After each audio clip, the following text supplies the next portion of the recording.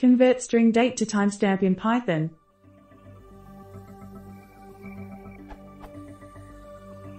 How to convert a string in the format %d/%m/%y to timestamp.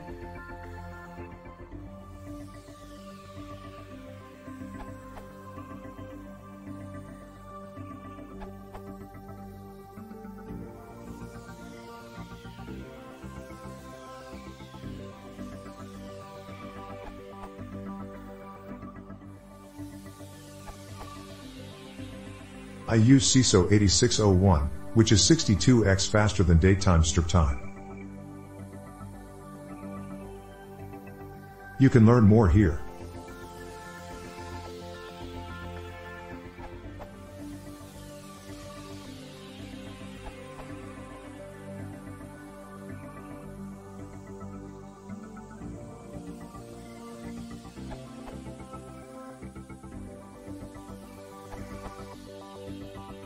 Simply use datetime.datetime.striptime.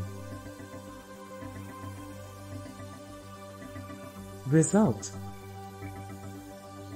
To use UTC instead of the local time zone, use .replace.